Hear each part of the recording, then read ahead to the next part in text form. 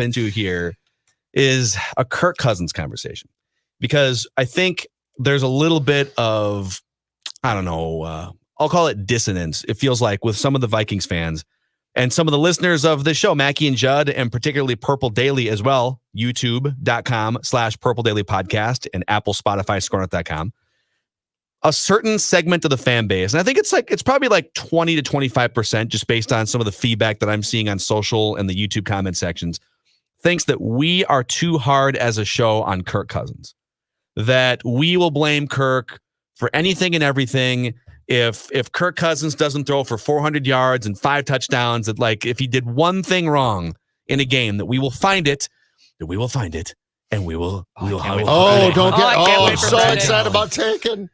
him down and we will criticize him. I have a special set of quarterback skills. I will find you and I will criticize you.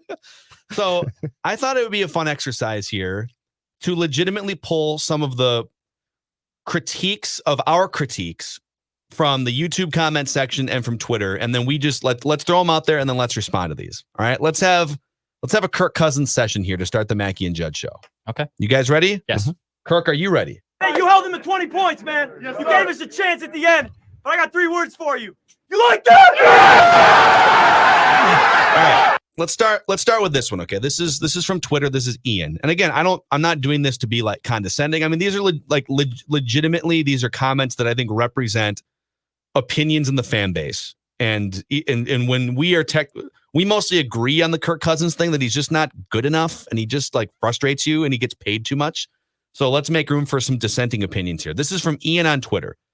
Yeah, let's just forget that our defense couldn't stop Russ on a 4th and 10, or the fact that one offensive lineman had 3 holds and 4 penalties, and we still choose to run behind him. But you're right, Kirk Cousins isn't good enough. Judd. All right. This entire conversation starts for one reason. When you sign the contract that Kirk did, you take the heat. His cap number for 2020 is $21 million. Okay. It's actually a lot lower than it would have been. The expectation when you sign that contract and in a cap league eat up that much of the salary on your team is that you're going to be damn good all the time. And the problem is with Kirk, you can always find, ordinarily, I should say, always is probably a little too strong, but in most Vikings losses, you can find that span, that glorious little span, and it occurred early in quarter 3 on Sunday, where Kirk does just enough that it cost your team. Drew Samia, yeah, he was terrible, but guess what? He's not paid. $21 million against your cap. So that's the problem here. Look, flat out, if Kirk Cousins was on a rookie contract, I think our critique of Kirk Cousins would be far different. But the expectations are very fair. And in fact, Kirk himself, if fans went to Kirk and said, Kirk, what do you think?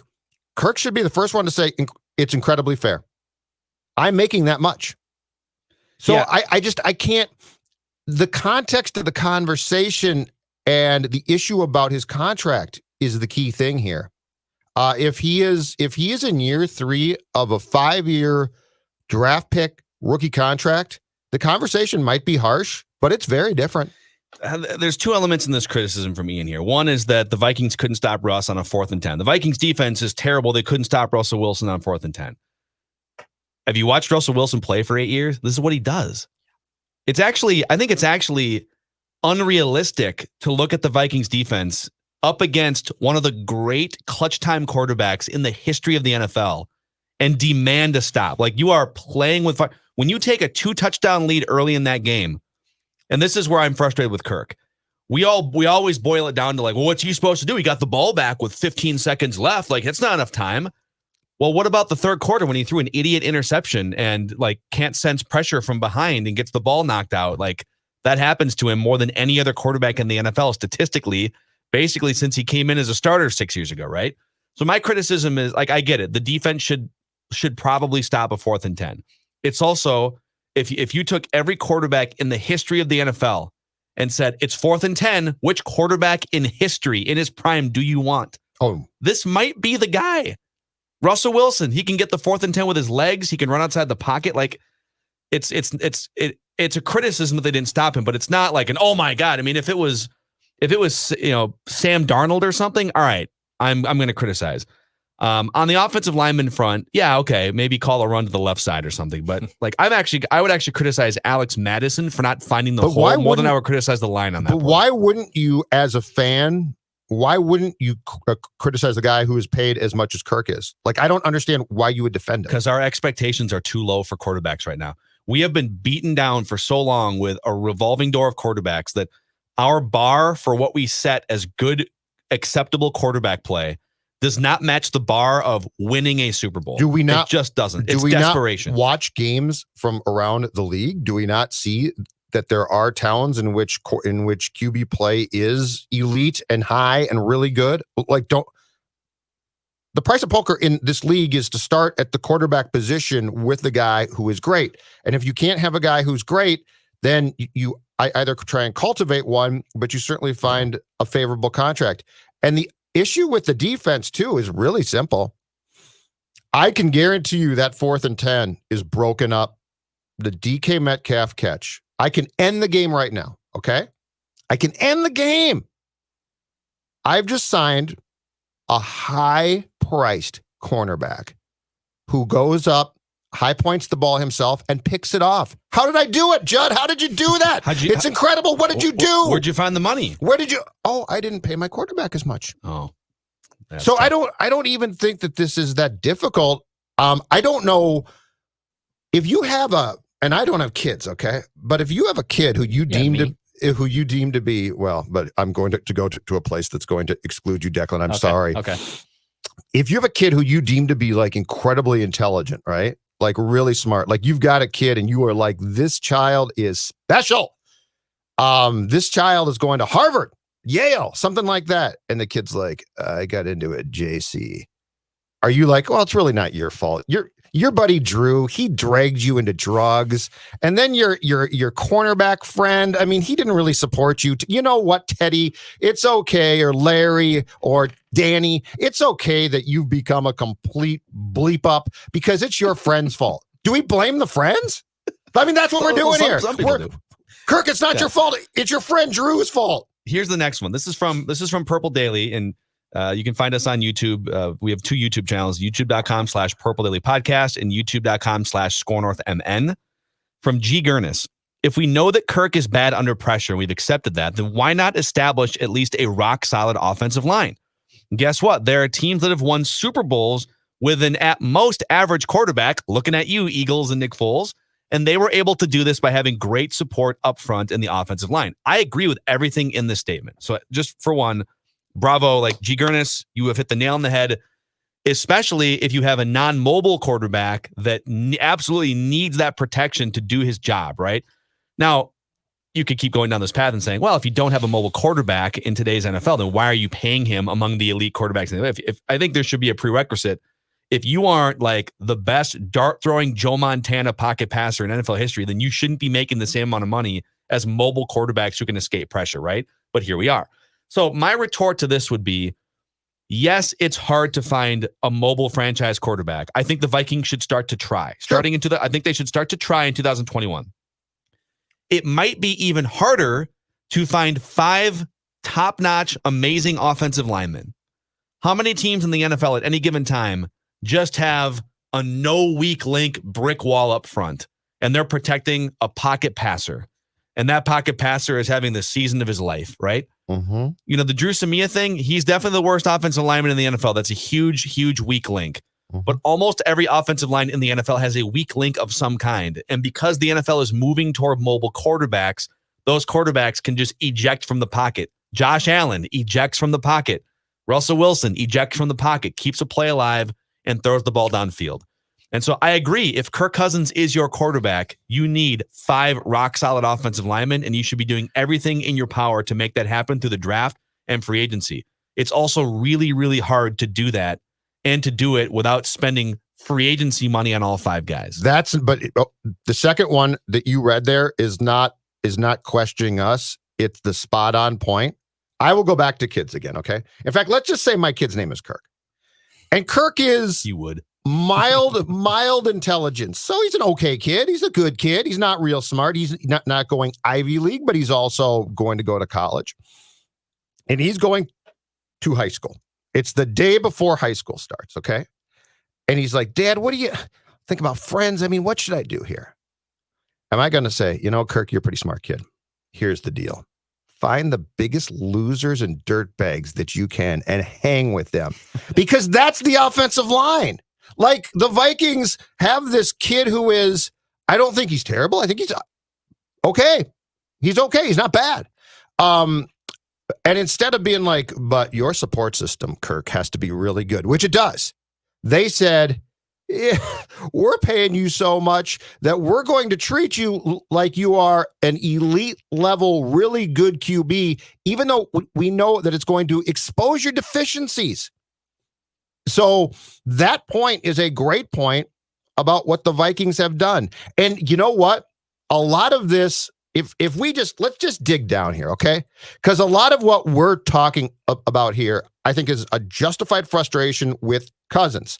But I think what it really is, I think what we're all, and this is Phil, Declan, Judd, the fan base, I think where we're all going right now is a therapy couch that gets at our deepest, darkest fears and frustrations with the Vikings.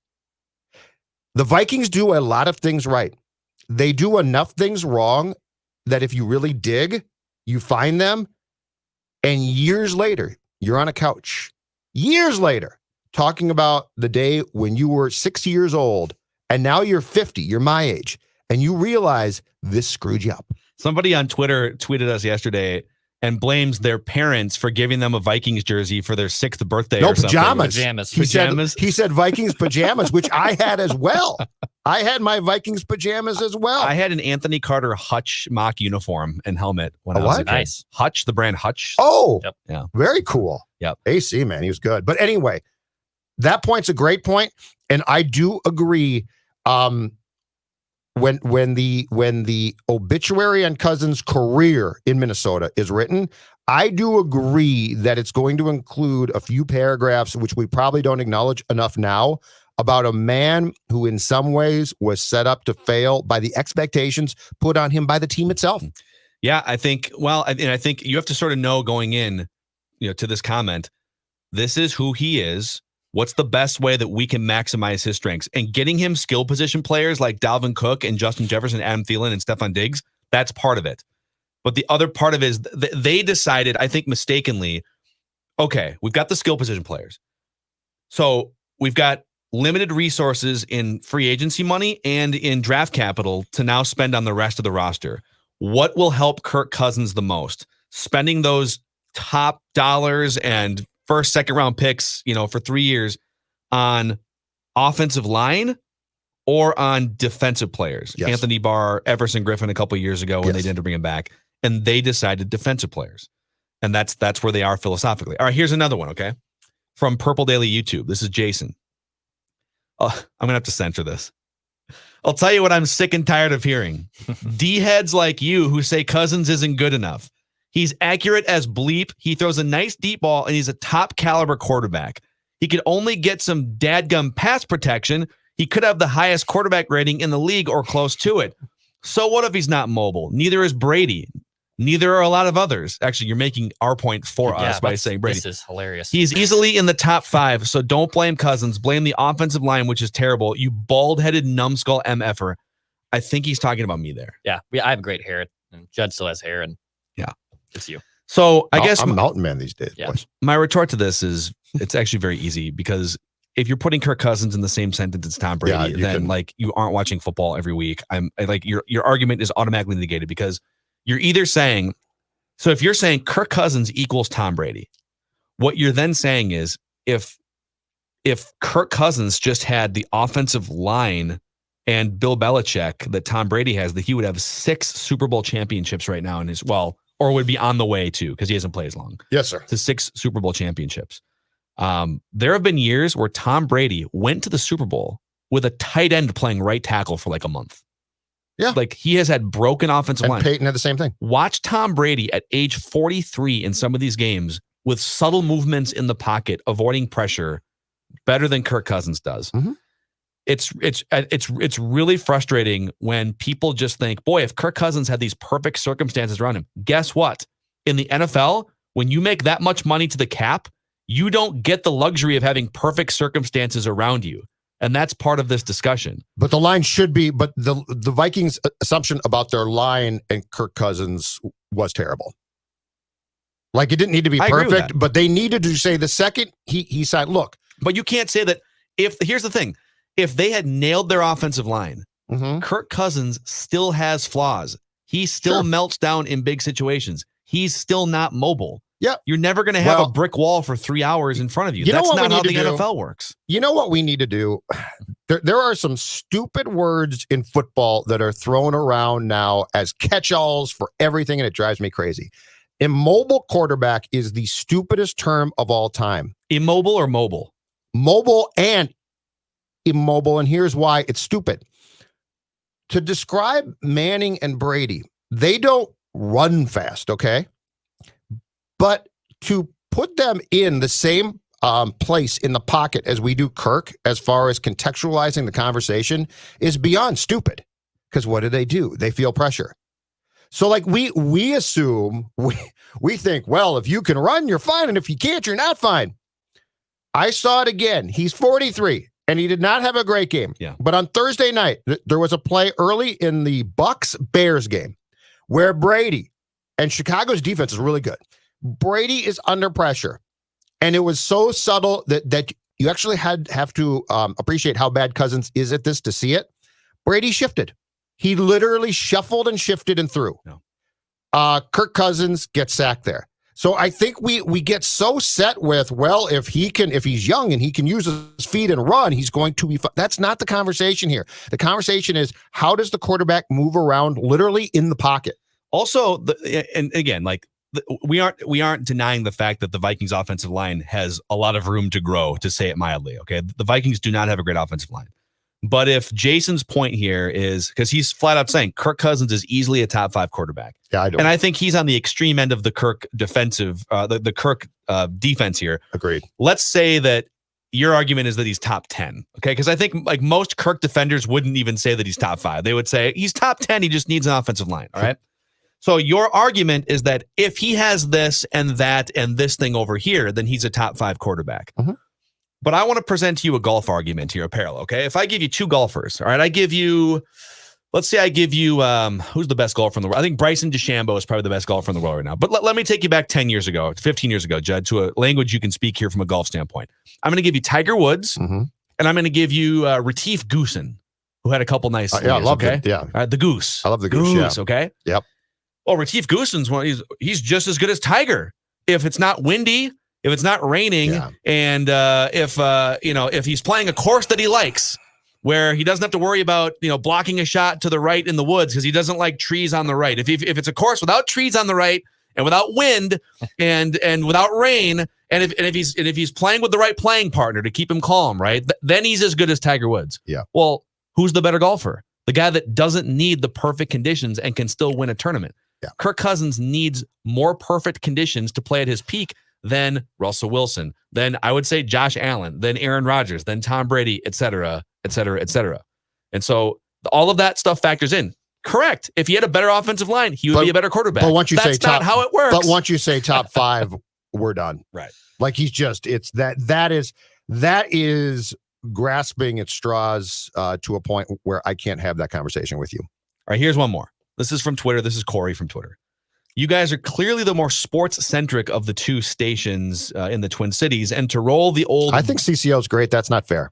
Yeah, they do a lot of sports on That's CCO. not fair. It's crazy. Not fair. Real radio. Okay, go ahead. Sorry. So we're the more sports-centric of the 2 stations, and to roll out the blame the quarterback take after watching the defense give up 2 fourth-down conversions with the game on the line and 90 yards in a minute and a half is just plain lazy. You can call us a lot of things. Lazy is not one of them. You can say we're idiots. You can say we're wrong. I think lazy is not one of them. But your retort to that.